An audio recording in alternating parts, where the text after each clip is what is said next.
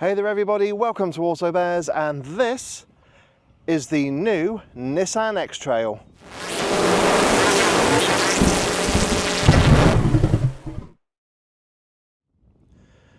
Now the X-Trail has been with us for over 20 years, but when it first appeared it had a very rugged off-roader look about it. But when we got to the third generation, Nissan definitely softened up the X-Trail, making it more of an on-road performer rather than an off-roader. Now that extends to this, the new fourth generation. Now for this latest generation, gone are the diesels. You can only get the X-Trail as a hybrid. You can get it with 2 or 4 wheel drive, 5 or 7 seats. So this really is a very versatile family SUV. So I've had this X-Trail for a week and I'm going to answer a couple of questions. Number one, is it any good? And number two, with the absence of the diesel, are these e-power hybrids any good? Stick with me to find out.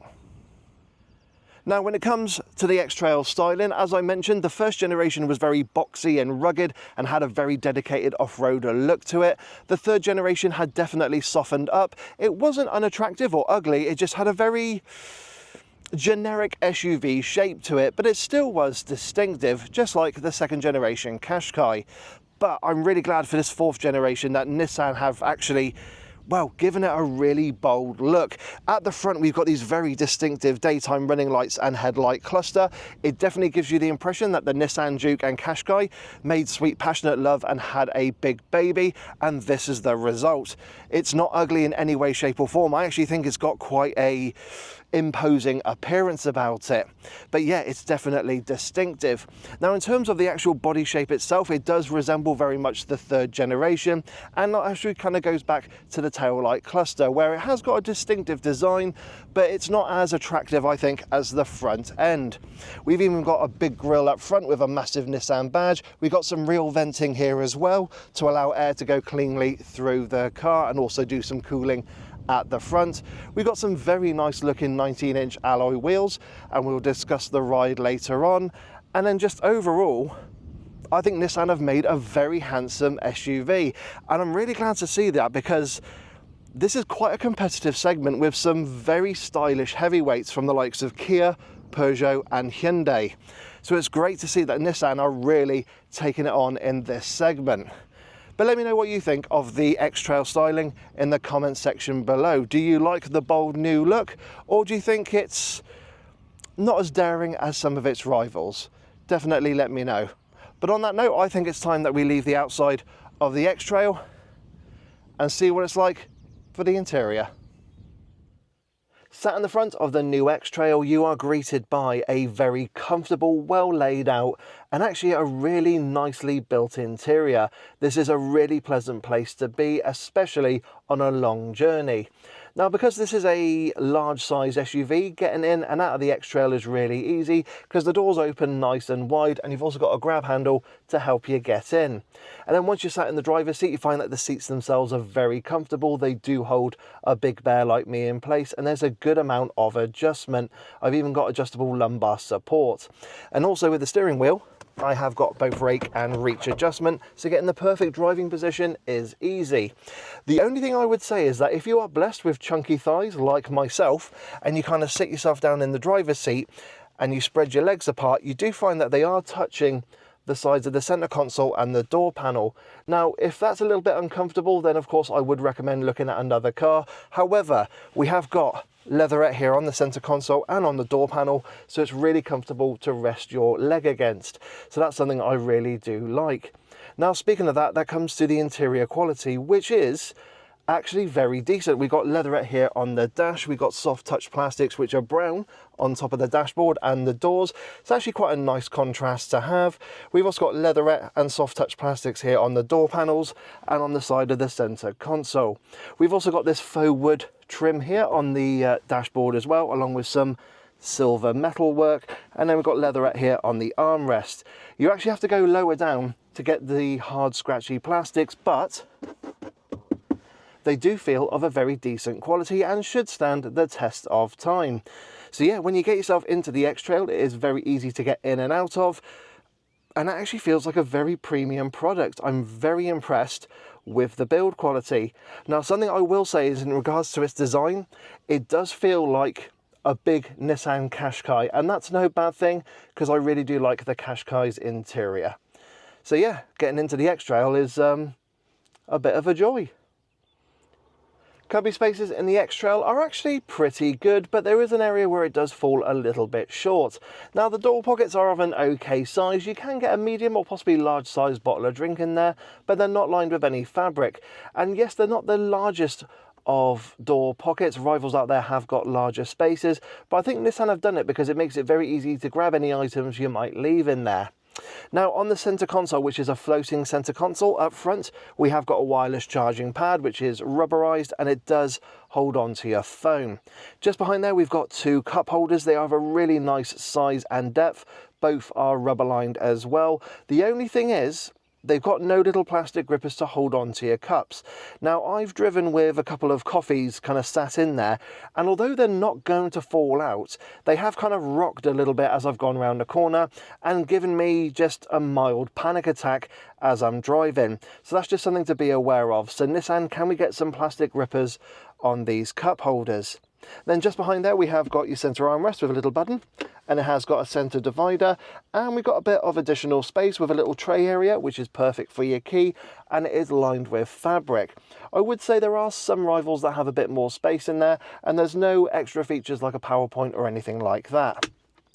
I will say just in front of the wireless charging pad, you have got a 12-volt socket, USB-C and USB-A charging inputs. Then we have got a floating or second little area underneath the floating center console. It is rubber lined as well, and there's no extra features on there. Like I said, all the charging points are up here, but that is really handy, and I do love the fact that it is rubber lined as well. Then we have got the glove box, which is of an okay size. We seem to lose a section of it, possibly down to the fuse box, so it does feel quite French in that regard, but it is an okay space. The actual glove box is not fabric lined or rubber lined, so loose items will rattle around in there, but the book pack, which is actually quite fortunate, is not the biggest and fits in there really nicely. So that's something I do like, but rivals out there have got larger glove boxes. And then finally, a little space there to put your sunglasses. So yeah, when it comes to cubby spaces here in the new X-Trail, they are pretty decent, but there are a couple of areas, like I mentioned, where it is lagging behind some of its rivals. Now, when it comes to the button layout and the ergonomics of the X-Trail's cabin, I am really impressed by it. So just underneath the infotainment screen, we've got a couple of buttons here to change track, a little rotary knob to switch it on and off, and the volume, and a dedicated button for the 360 cameras, which I do like. So there's no kind of proper shortcut buttons than you would get in other cars in this segment. Then just below there, we have got your dual zone climate control, and everything is physical buttons, which I really love. We've even got a couple of buttons actually to operate the tri-zone climate control. So perhaps if you've got kids sat in the back and it is starting to get a little bit chilly, you can warm it up for them from the front. So I do like that feature. Also, we have got a couple of buttons for the heated front seats. We've got a heated steering wheel as well, and we've also got a heated windscreen. That's a lovely feature, but I've not needed to use it this week. If I had one niggle with the kind of layout of the dual zone climate control, is that I would like the heated steering wheel button to be here on the right hand side, closer to myself. It just tends to be a little bit closer to my passenger up front. And then on the center console here, which I do love the black plastic here, it's not piano black plastic, we've got a couple of buttons up front for the e-pedal, dedicated EV and auto parking. We've got the gear selector from the Aria, because this is the e-power version of the X-Trail, and we've got a couple of physical buttons for the electric handbrake, auto hold, and also the drive mode select, and that's a nice little rocker switch. Then on the steering wheel on the left hand side, we have got your media controls and your digital dashboard controls, and then on the right hand side we've got your voice and communication controls and your radar guided cruise control. And then a couple of buttons just underneath the right vent to deal with things like information on the HUD, the brightness of the display, boot opening, and also the drive assist. So all in all, when it comes to the kind of button layout in the X-Trail, again, it feels very similar to the layout in the Qashqai, which is no bad thing, but it's yeah, it's just ergonomically very sound. Everything is very easy to touch and use whilst you're driving. And like I said, I just like to see that heated steering wheel moved over to the right hand side, but that's about it. So yeah, ergonomically, it's really nicely done. And then finally, we've got the infotainment system and the digital dashboard display, both of them 12.3-inch systems. And if you go for a lower down trim, you do get a smaller touchscreen. And if you go for the entry level, you get nothing at all. But with these two systems, they are actually really nice. The clarity is very clear and easy to read when on the move. When it comes to the infotainment system, it is actually a pretty decent system. There's no kind of showiness with it. It's very much a kind of what you see is what you get. The systems are very easy to navigate, can be a little bit laggy and hesitant at times, but it is a pretty decent system. You have got Apple CarPlay and Android Auto, you've got wireless CarPlay as well, and just overall, yeah, the system is really good. I'm actually very impressed by it. It's no nonsense, just does exactly what you want it to. And then we've got the digital dashboard display, which is again very nice and clear, presents you with lots of information. Sometimes you can be a little bit bombarded depending on what type of screen you've got on display, but it's very easy to navigate using the buttons and controls on the left hand side of the steering wheel. Yes, it's again like the infotainment system, it's not as flashy or showy as say Audi's virtual cockpit. You haven't got that level of customization, but for just a simple system to just show you all the information you want and need, yeah, it does it perfectly for you. And like I said, easy to operate when on the move. So yeah, being sat here in the front of the new X-Trail, it is a really lovely, comfortable and well screwed together interior. The only thing that lets it down, I'm going to be honest, are the interior lights. They don't feel like LEDs. I think they're just standard like yellow halogen bulbs or something in there. So as a result, it doesn't look as crisp and pure as other rivals in this segment. But that's really my main criticism of it, is just the interior lights. But other than that, no, I am really impressed by it. And on that note, I think we should leave the front seats of the X-Trail and see what it's like for rear passengers. Sat in the back of the X-Trail, it is actually very spacious and comfortable back here, and actually has a few quirky features. Now firstly, getting in and out of the back of the X-Trail is really easy because these doors open to 90 degrees, which is absolutely brilliant, just like the Qashqai, and it means getting in and out is really easy, but also affixing a child seat. So therefore you haven't got a door banging on you as you're kind of struggling to put it in place. And then once you sat here, you find that it is actually very spacious. Now that driver's seat is not set to my driving position. It has moved back a few inches, but I'm 5'7" tall and 5'7" wide. And as you can see, I've got a good amount of knee room, and headroom is pretty decent as well, even though on this Tecna we have got the sunroof. I would say you get 2 adults sat in the back of the X-Trail, 3 at a push if they're not as wide as me, but you could get 3 kids back here. Now, speaking of kids, we have got ISOFIX supports on the outer seats, and they are actually exposed bars to make it really easy to affix a child seat. Now, when it comes to cubby spaces, it's actually pretty decent as well. We got some decent sized door pockets where you could get a medium, possibly even large sized bottle of drink in there, but again, not lined with any fabric. We have got our aeroplane style pockets on the backs of the front seats. We haven't got anything down here on the back of the center console. However, we have got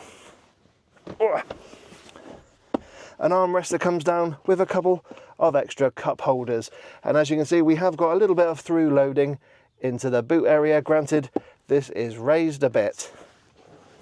And then when it comes to features, we have got things on this Tecna like blinds to keep the sun out, even though the windows are tinted.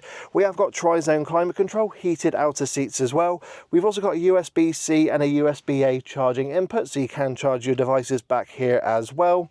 And the windows are of a really nice size and shape. However, they don't drop all the way down, so that is a little bit disappointing, but you can just about rest your arm on top of the window frame. Now, the one thing I will mention is that there is a little bit of a drop in quality, because we've got hard scratchy plastics on top of the door. And then finally, what we got is with these seats, we've actually got a movable bench, so I can slide it forward and back, and it also reclines as well, which is very handy. So yeah, all in all, when it comes to the back row here and the back of the X-Trail. It is very spacious, very comfortable, and I could easily see myself doing a long journey in it. Now I will mention that I have got the 5-seater version of the X-Trail. There's no 2 seats behind me. So on that note, I think it's time we have a look at the boot. Now, to open the boot of your X-Trail, you don't reach underneath here because that's where your reversing camera is. You've got this little cutout lower down. However, it is prone to muck and grime being kicked up from the road, so your hands are going to get dirty when you open the boot. And when you do, you are greeted on this 5-seater version with 575 litres of space, which isn't too bad for this segment. However, as a 7-seater, it does fall short against some of its rivals, particularly those from Korea. But on this 5-seater version, when you got the boot open, you are greeted with a nice wide square load area. You could easily get a couple of large suitcases in there or a few weekend bags. There's no boot lip to navigate over, and in fact, the boot lip isn't too high. Only something like a Honda CR-V would have a lower lip, so it makes it easier for dogs to jump in and out of, or if you need to add or load in any kind of large, bulky, heavy items. Now, it's not devoid of features either. We have got a 12-volt socket, some very sturdy tethering hooks. We have got a little bit of underfloor storage, and we have got these dividers, just like what you got on the Nissan Qashqai, but they're not as versatile as on that smaller SUV. So yes, you can put some items underneath, you can put a little divider up, but it doesn't have the same versatility. Now, we have also got a couple of little storage spaces on the edges, and unfortunately we have nowhere to put our tonneau cover if we do want to get the rear seats down. Speaking of rear seats, we've got no handles either to get them down. You have to do it from the sides on the passenger doors, which is a little bit disappointing. But when you got them down, you have got an almost completely flat load area, so it does mean that the X-Trail is a very versatile SUV. So yeah, when it comes to boot capacity, it is pretty decent, but I can see this going against the likes of the Honda CR-V, Hyundai Tucson, and also the Mazda CX-60 as kind of proper rivals, particularly in 5-seater form. So yeah, it's not too bad with the boot capacity. Like I said, it has got a few features, but in terms of the actual numbers, it's kind of sitting in the middle. And on that note, I think it's time we close down the boot of the X-Trail and we take it for a drive. So once you start driving the X-Trail e-Power, first impressions are very positive. Now, because of how this hybrid system is set up, it feels like you're driving an electric vehicle, but you have the responsiveness of an ICE or hybrid car. I will explain that a little bit more later in the review. But once you get going, you find that it is a very comfortable, a surprisingly refined family SUV, and it's very easy to drive. Now, because I've got that raised seating position, visibility is pretty good all round. I got a great view of the road ahead. I can just see where the bonnet dips off, which is quite nice, so I can judge where the front of the car is. Granted, I've got front and rear parking sensors. The A-pillar is quite thick and chunky, and on a couple of occasions I've had to kind of just move myself to see if there are any cars in my blind spot there. The wing mirrors are of a decent size and shape. They have got blind spot monitoring as well, and they are kind of moved back and placed on the door. And then if I look over my shoulder, as you can probably see, I have got a relatively thick C-pillar, even though there is a window in there. And then rear visibility is actually not too bad. It's a decent sized rear screen, but the 2 outer rear headrests do obstruct your view a little bit, so that's just something to be aware of. But I have got 360-degree cameras on this particular car, so when it comes to parking, it's an absolute doddle. But with those parking sensors as well, just driving the X-Trail is a real joy, and parking, like I said, is absolutely easy. So yeah, once you start driving the new X-Trail, it is a very lovely, comfortable family SUV, and I gotta say it is a bit of a bear bus as well. I do like it. Now, there are 5 trim levels to choose from in the X-Trail range. There's the entry-level Vizia, you've got the Ascenta Premium, you then have the N connector, the Tecna, which is what I've got here, and the top of the range Tecna Plus. Now, I would avoid the entry-level Vizia because, well, you don't even get an infotainment system, you just get a basic radio setup, which is kind of surprising for this type of family SUV.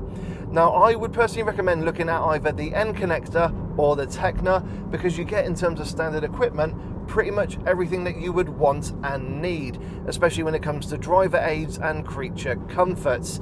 Now, if you are somebody who wants a decent spec, but you also want the e-hybrid as well, but want to keep the price under 40 grand, because I know that's important to a lot of viewers out there, then look at the Ascenta Premium and the N connector, because you can get them with e-power, one with two-wheel drive, the other with all-wheel drive, but at least that way you got that full hybrid setup, a decent spec, and it's under 40k.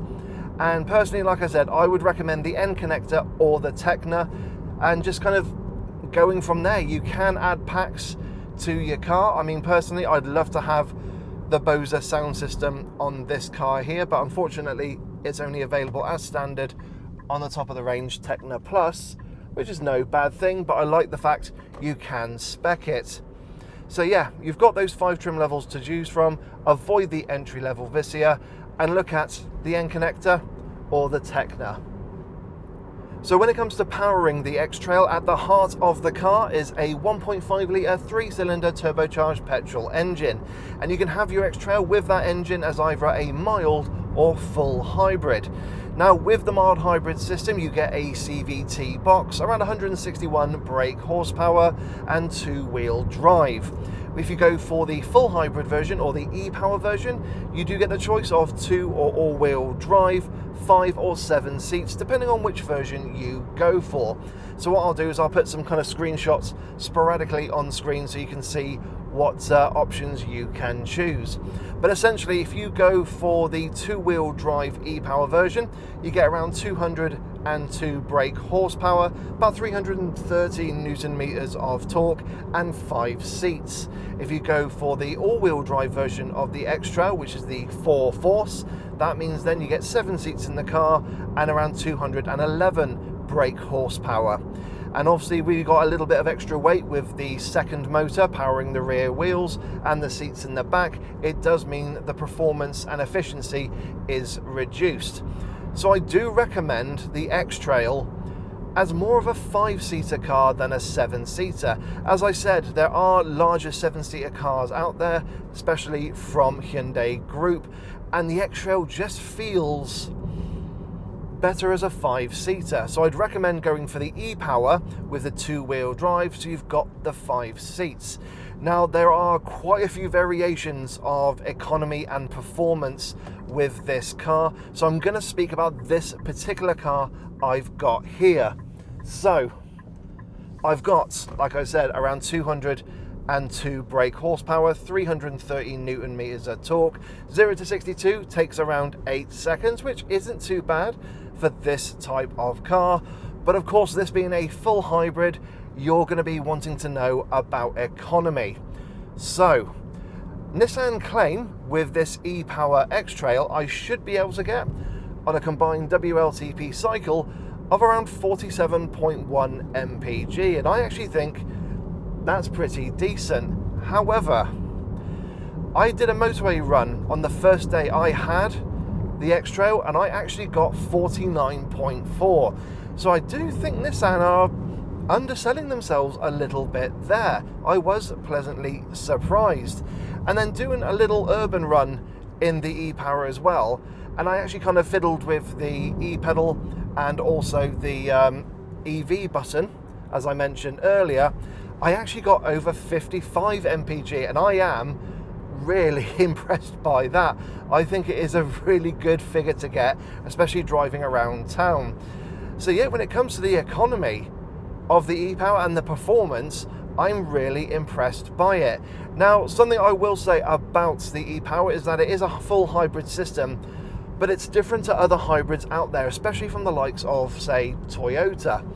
So even though I've got that 1.5 litre engine up front, at no point does it power the front wheels.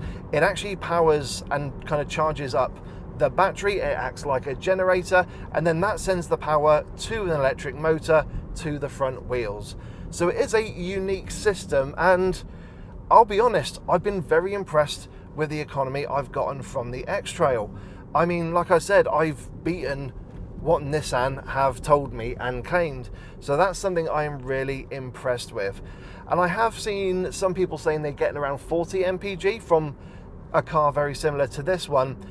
But I would recommend definitely your driving style is going to heavily influence that.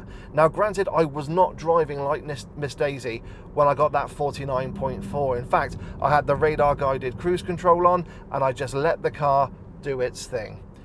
So yeah, the hybrid system on this e-Power I do recommend going for, and going for the 2-wheel drive version and the 5-seater version of the X-Trail. Now, as I mentioned earlier, there are a couple of buttons you can press to activate the regen braking or drive in full electric, and that's the e-pedal and EV button. Now, the e-pedal is the same you got in the e-Power Qashqai, and also you get in the electric cars such as the Leaf, and essentially it gives you full one-pedal driving. And the big surprise in cars like the X-Trail and the Qashqai, which are not full EVs, they're full hybrids, is just how strong the regen braking is. I mean, it does feel like an electric car. I am massively impressed by it.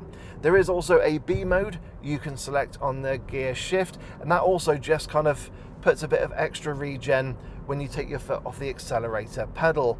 So that's something I really do like in the X-Trail e-Power. It's just got a really nice, strong, natural feeling kind of regen system, especially if you've driven an electric car.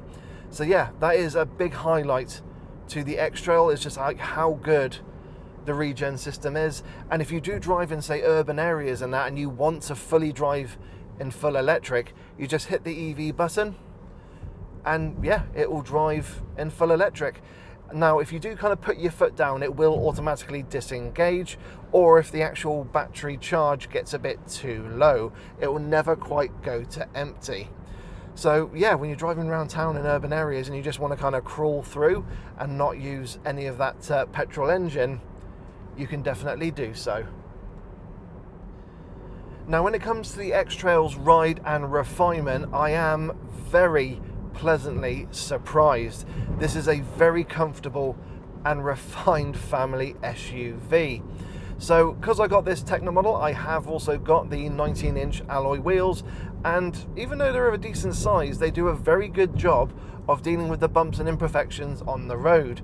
Granted that I am driving through a village which doesn't have the best roads, but you know what, for the most part I can't really feel all the bumps and imperfections coming through. These seats do a wonderful job of taking the vibration and just the sting out of those bumps. And then when you're driving on the motorway, it just feels very settled and composed. Yes, every so often you get a little bump kind of coming through into the cabin, but for the most part you tend to hear it rather than feel it.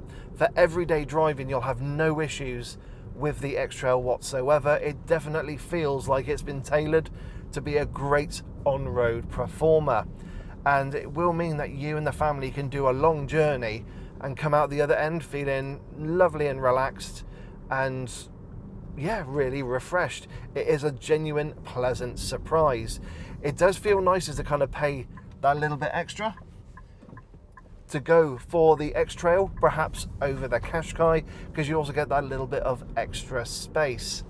And then refinement as well, for the most part, is really good. I mean, I'm doing 30 miles an hour now. The engine is actually on, but I can't hear it. I've actually got the flow diagram on. I can't hear the engine. I can hear a little bit of tyre roar, and then as I accelerate, I've got a little bit of wind noise, but we did have a storm last night, so the kind of wind is blowing the side of the X-Trail, but that's 60 miles an hour. That's really impressive. It's just a great long distance cruiser, the X-Trail. So what is the new X-Trail's handling like? Well, just like the ride, you can definitely tell this is built to be more comfortable than sporty. So as the ride is really good with dealing with the bumps and imperfections, there is a little bit of a trade-off. Now, if I put it into sport mode, you actually find it doesn't do anything in regards to the steering and the ride, it just affects the acceleration and the reaction to the acceleration. And going around those corners there, I found that yes, there is a little bit of roll and lean in the corners. It does feel nice and composed, but it doesn't feel rewarding and sporty.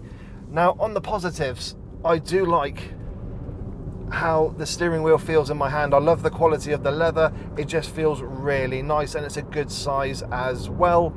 The actual steering feel is a little bit over assisted. It is quite light, and again, it goes to that kind of comfortable feeling to the X-Trail rather than a sporty one. So I don't feel like I'm fully connected to the front wheels. I'm not getting that feedback you'd get from something like a Seat Ateca, for example. But that's absolutely fine, because that's not what the X-Trail is all about. It's a comfortable, big family SUV. So there is a little bit of over assistance in the steering. It makes it an absolute doddle to park in the car park. However, you have got the self-parking feature as well. So yeah, you've got that. That can definitely help you. And then yeah, just for day-to-day driving, you shouldn't really have any issues with the X-Trail. Like I said, it's not a sporty family SUV. It's a nice, comfortable one. And yeah, the steering just kind of reflects that. It's nice and light, easy to use, easy to park, and is, yeah, just a joy. So with my time in the X-Trail, what have been some of the highlights and some of the little niggles I need to let you guys know about? Well, highlights have definitely been the looks. I first saw the X-Trail back in 2022 at the Detroit Motor Show, but there it's called the Rogue. Also, I love the amount of standard equipment you get, and also the safety systems you get on your X-Trail. The highlight being the radar guided cruise control, because it seems to activate everything. And one of the highlights I like is when you go from a different speed zone, from say a 60 to a 40, you get a little prompt on the digital dash and the head-up display at one flick of the switch, and it just goes up or goes down to that new speed. It's so simple, and yeah, it's just a little highlight I love with Nissan cars. You also get a pre-sense system, not unlike the pre-sense system you get in VW Group cars, where if it sees via the sat-nav that there is a roundabout or junction coming up, it'll actually start to slow the car down. So I really do like that in preparation for the junction. And also there was actually a stationary car on the side of the road, and the radar picked it up, which I really did like, and again started to slow me down. Now granted, I think that could be a little bit of an annoyance for some drivers, but for me as a safety system, I was really impressed with it. But it's not all praise with this safety system. So firstly, the lane keep assist, or the lane departure warning system, is a little bit temperamental. I mean, I'm driving on a road now and it can't seem to find the lines. That's a little bit weird, because they are nice and clear. And then the other thing as well is you get a little bong to let you know that's going on, so you need to keep hold of the steering wheel. Of course, this being the UK, you're going to have to do that.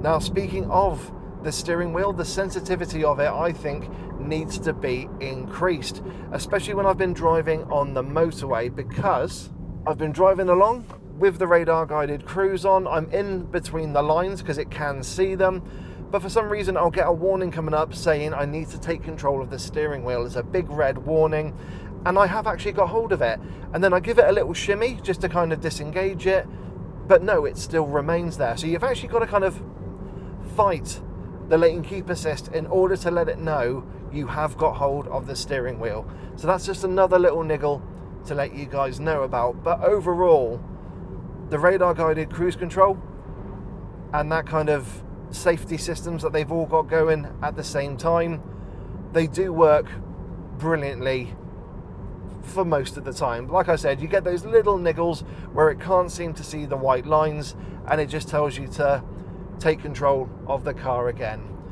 And then I'll just mention as well, in terms of range on a full tank, should get around 450 miles, which is pretty decent, but that will increase, of course, because this is a hybrid and you will be driving on occasion in full electric. So that's another highlight to the X-Trail. So yeah, I've been really impressed by it, and I think it's now time we move on to the conclusion. So what are my thoughts on the new Nissan X-Trail e-hybrid? Well, I'm going to be honest, I think this works better as a 5-seater SUV rather than a 7-seater. You got plenty of rear passenger space and you got a decent sized boot as well. And that's where I feel it does beat some of its rivals, because it's more comparable to the rear space you'd get, or the middle row space you'd get from a dedicated 7-seater like a Santa Fe or a Kia Sorento. And you do find that those cars are just naturally bigger, and they are better at having, say, 7 adults in the car rather than the X-Trail, which would be a little bit tight. So that's definitely the first thing there. Secondly, I'm really impressed by it. I love the looks. It really does stand out. Like I said, it has got a Qashqai Duke baby look to it. However, it's a big baby, and I love the equipment levels. Like I said, this feels like a big Qashqai, and that's no bad thing. I think if you do want to go for something a bit more premium to the Qashqai, you won't go wrong with the X-Trail. I know that sounds a bit weird because they're from the same brand, but you just feel like you got a more substantial car compared to the Qashqai. And then as well, yes, when you compare it to its other rivals out there, I wouldn't look at 7-seaters. I would look at 5-seaters, like the new Honda CR-V and the likes of the Mazda CX-60. Granted, I've not driven the Mazda yet. But yeah, when it comes to as well the frugality side, go for the e-Power with 2-wheel drive. And as I've shown you, I have beaten what Nissan have claimed in regards to economy. I've seen what other people have gotten, other reviewers and journalists, and I am surprised. I've managed to beat even what Nissan say. And yeah, like I said, you can go for the e-Power with either 2 or all-wheel drive and still have the car being under 40 grand, which I know is an important factor to a lot of viewers and customers out there. So yeah, the new Nissan X-Trail e-Power Tecna with 5 seats and 2-wheel drive is a very, very good family SUV. It's comfortable, it drives nice. It's not, I would say, the best in class in regards to handling, but for day-to-day driving, it's absolutely spot on. And it's a lovely, refined car to just tootle about in. Yeah, I am really impressed by it.